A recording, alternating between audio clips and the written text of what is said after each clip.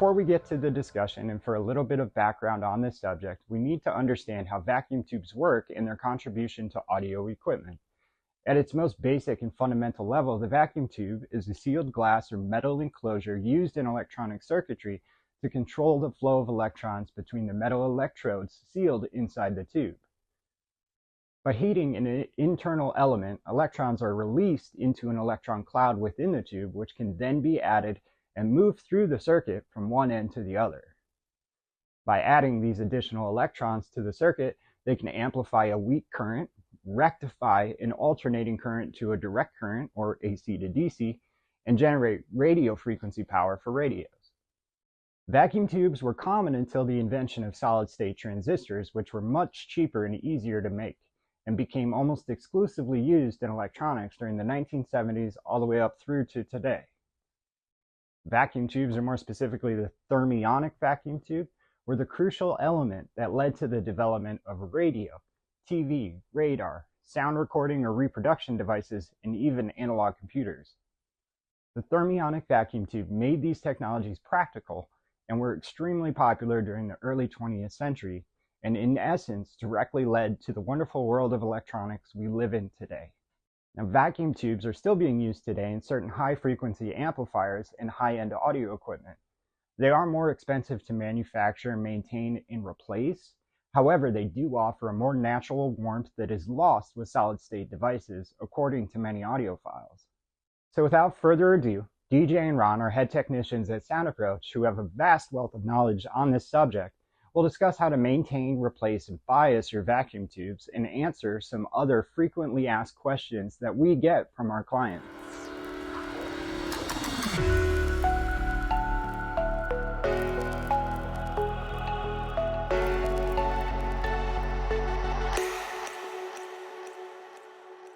Ron, I get a lot of calls as the tech support person for soundapproach.com about we've sent out some tubes to someone and they call and say, these tubes are noisy. They're brand new tubes. We tested them on our tube tester here before we sent them out. What causes this problem in the client's environment? Well, that's a pretty good question. Since the tube is brand new, you can't really decide if the tube is defective or not. And if the customer says it's noisy, so it's not really defective, it could be that the customer's equipment socket may have some corrosion on it in the pins. So that's a possibility. So what you're saying is there is a care process for tubes, tube sockets, and the equipment. It depends on the age of the equipment and how long it's been sitting in a certain environment. Corrosion can get on contacts in tube sockets, which could result in a noisy circuit. So how would I suggest to the client over the phone, before they just send them back to us, to correct this issue? What can we suggest that they do to clean their tubes, their sockets, or whatever in that circuitry? The best thing to do is to get what we call an acid brush. It's a very simple thing that you can get from Ace Hardware or anywhere. And alcohol, just plain alcohol, and douse the brush with alcohol and clean out the tube socket. And that could alleviate the problem. So what we're trying to do is get a tube pin, or all of the pins, and the metal socket having the best seated contact between the two.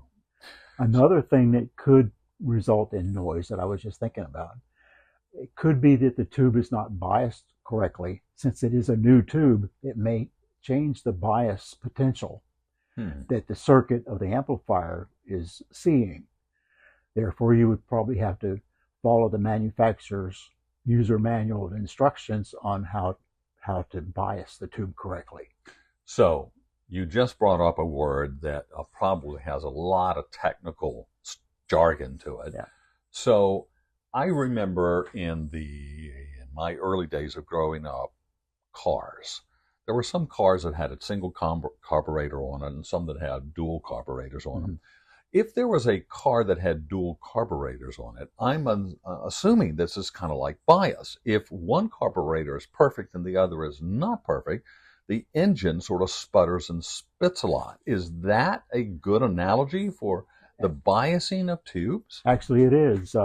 What you're trying to accomplish in biasing a tube is matching its characteristics to the circuit and to the other tube that it's operating with, if it's a push-pull amplifier.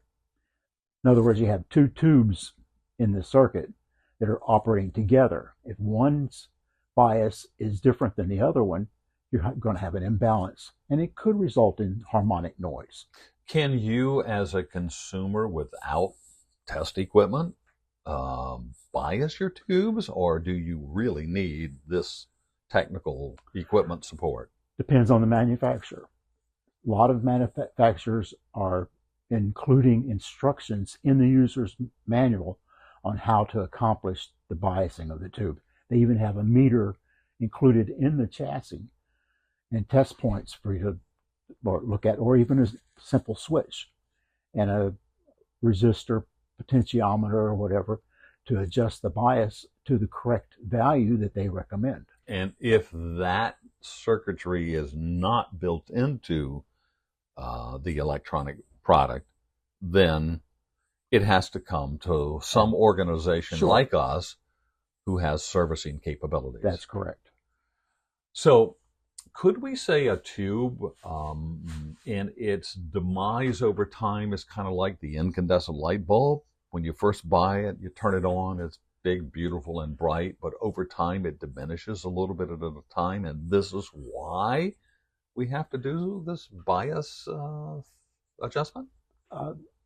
Primarily, you have to, when a brand new tube is installed, most manufacturers recommend that you leave it turned on for several hours for it to basically cook in to the circuitry. In other words, stabilize.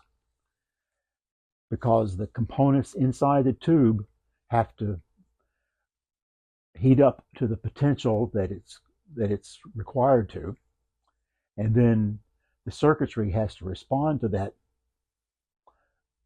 transconductance that they call it. In other words, its ability to amplify the signal correctly.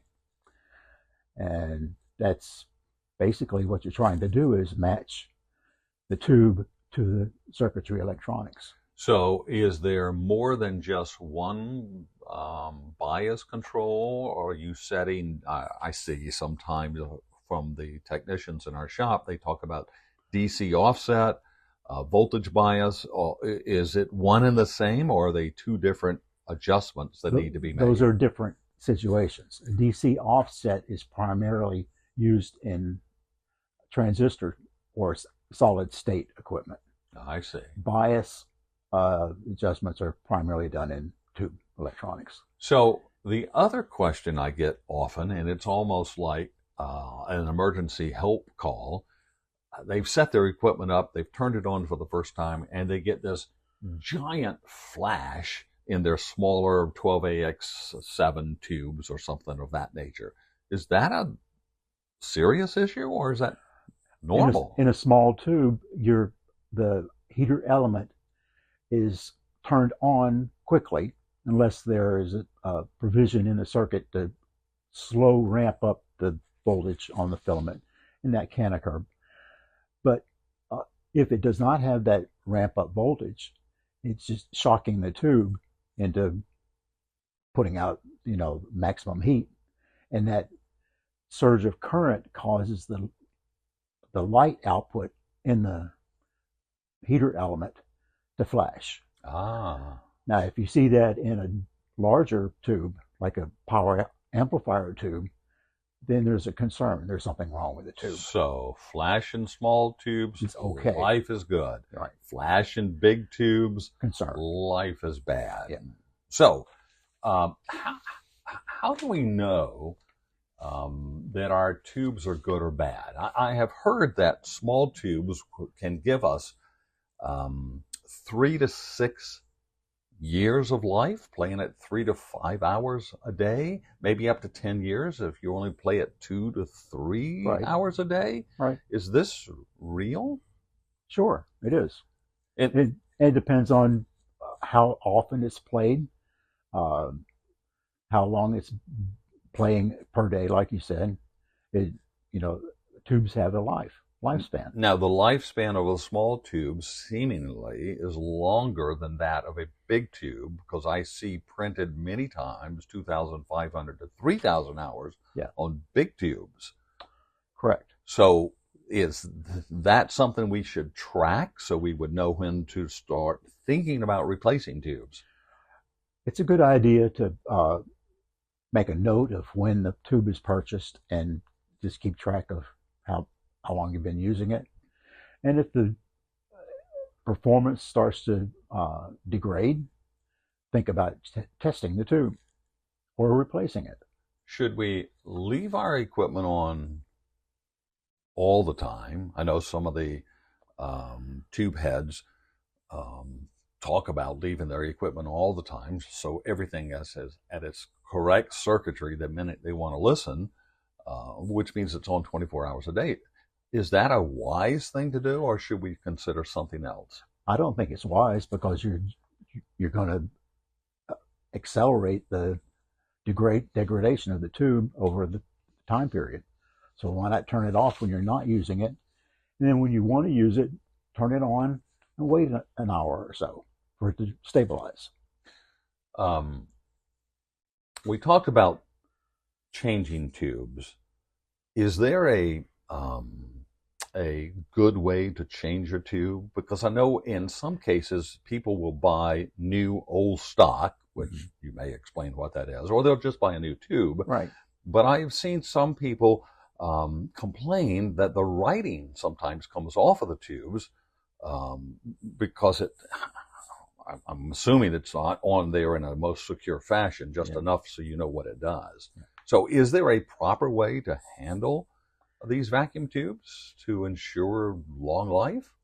You should use caution when you're handling a tube, primarily because it's glass, and when you're heating up a tube, fingerprints on a glass will cause the glass to overheat in a specific area where the fingerprint is. Oh. Don't know why that is, but it does. I would recommend changing the tube with a glove. Oh, so you put a glove on, white cotton glove, or a cloth of some sort. Sure. So now you don't want to change the tubes when they're hot. No, absolutely not. That's going to burn you up. Yeah, that's going to hurt. Yeah. We don't like that. No.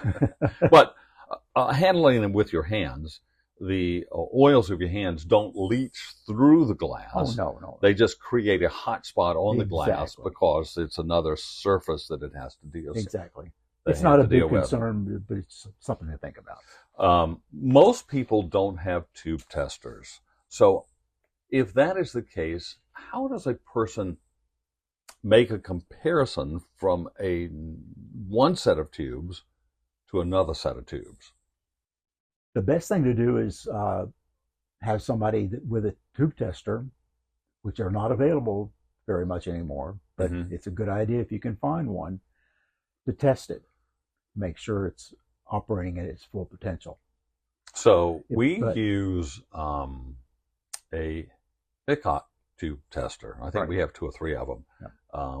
So that's a military grade spec tube tester, I understand. So it's one of the better ones you can use. Yes. So anything less than that, could that value of specification and testing be not accurate? It could be. It depends on the device, the testing device. So if you have a cheap tester, you're going to get some varied signal somewhere. Depends on the quality of the tube tester. Hickok is one of the better known manufacturers of tube testers. They're not making them anymore. Reliable. They don't make them anymore, No, do they they? don't. So you better keep one if you have one. And you have to keep it calibrated, as I know we do, or every year we calibrate our things. So I've seen people take tubes and go bling, bling, bling, bling. They flick the tube. What's the technical benefit of flicking a tube? Does it help it? Absolutely not. Really? Of course not. So why do people do that? That's a good question. I have no idea. Oh, so what harm comes from that type of abuse to the tube? You could damage the internal elements in the tube because they are delicate. Oh. Yeah. So we don't want to go flicking our Absolutely tubes not. for anything. No. Treat with tender loving care. So I'm curious. I've asked a whole bunch of hopefully interesting questions. Is there something I haven't brought up from your, even I know you're retired, from your 30, 40 years of being on the bench as a technician? Is there something I haven't brought up that is important for us to talk about that I've missed? I think so. Manufacturers of tubes are not very prolific. So you're saying there are different places that tubes come from. Yeah. Is that why I get the question, is this a Russian tube or an Israeli tube or an Indian tube or an American tube? Right. So there are differences in these manufacturing processes. And the manufacturing criteria of the tube manufacturers can vary. So you have to do your due diligence in researching tubes. Go to website chat rooms and get information from other people that have tried them and get their comments as to which manufacturers have the most reliable tubes. Sometimes it's Russian, sometimes it's Netherlands, sometimes it's USA. Are you saying that a 12AX7 from Russia could be better than one from the USA, and yet a KT88 from America could be better than Russia? Absolutely. So there's no single point in the world manufacturer that makes every tube absolutely the best. Correct. And certain tubes are better for different applications. What do you mean? A lot of musicians use tube amplifiers in their equipment. I see. They have different characteristics than home audio equipment. They like the certain sound that a particular tube has over another one. And so that's why you have to do your due diligence in researching what's best for what application. So the production of music's tubes and the reproduction of music's tubes are very different from each other. Not very, only in subtle sound characteristics like warmth or resolution or bass heavy or not bass heavy, different characteristics. I see. So in the world of electronic stuff, we have parts on circuit boards, and they have tolerances, plus or minus 10%, plus or minus 5%. And of course, in the electronic world, we want to be in a plus or minus 2% or less. Are those same varying characteristics set in the tube world as well? In the manufacturing of the tube or application? In the manufacturing. It's very important. And some manufacturers are more stringent in their QA than others. That's why you have to do your due diligence in selecting a manufacturer. And that's not an easy thing because you have to do your homework. So do your research. If you're not a good tube head, then you should rely on soundapproach.com or some organization that actually knows tubes and has the ability with tube testers to test the tubes and has the ability to plug it into sockets and look at it on meters and things to measure the performances of that. Okay. Yeah. What have I missed? What else in the tube world do we need to know, Ron? We haven't discussed matching tubes. Oh my gosh. Yes, you're right. Yeah. So is that important or critical? Depends on the amplifier. If the amplifier is a push-pull type amplifier, it uses identical tubes to amplify half of the signal, and the other tube amplifies the other half of the signal. When you say half of the signal, the positive waveform, or the negative, up and down waveform. The positive and negative excursions. Now, Is matching- that what we're talking about? Top. This is the bottom of the waveform. That would be the top of the waveform. exactly, yeah. Oh, okay. And the middle part where they cross over is 0 volts.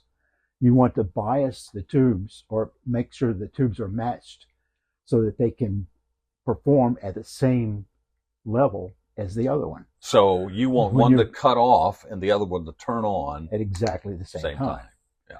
Otherwise, you get what they call a crossover distortion. Ah. So it's important to have the same transconductance characteristic of each tube to be exactly the same. So I'm going to come back to the conversation we had earlier, Ron. It was called bias. If we're matching tubes, does each tube have its own little bias pot, or are they, or should the tubes be critically matched with one pot of bias? Depends on the manufacturer of the audio equipment. Some use an individual control for each tube. Some use one control to match or bias both of them together. Some don't have any at all because they have an automatic biasing. So that is why it is important when you buy the tubes that they're perfectly matched before you plug them in to ensure however that bias is done, you start off with the same performance parameters. Exactly. Good. Yeah. Thank you. Yeah. Something else I've missed. Can't think of anything right now, but I'm sure I will later. Well, thanks for coming in on your time off in your retirement. My and pleasure. spending time with us talking about tubes. I enjoy this. Well, we'll bring you back again for something else. Maybe we can bring you back to talk about room characteristics and how to design spaces and speakers and rooms. Yeah, that would be fun. Yeah. As always, thank you for joining us today. If you've enjoyed today's video, please like and subscribe for more content from Sound Approach. Or to see some of our vacuum tube products, check out our website at soundapproach.com. Thanks everyone, and take care.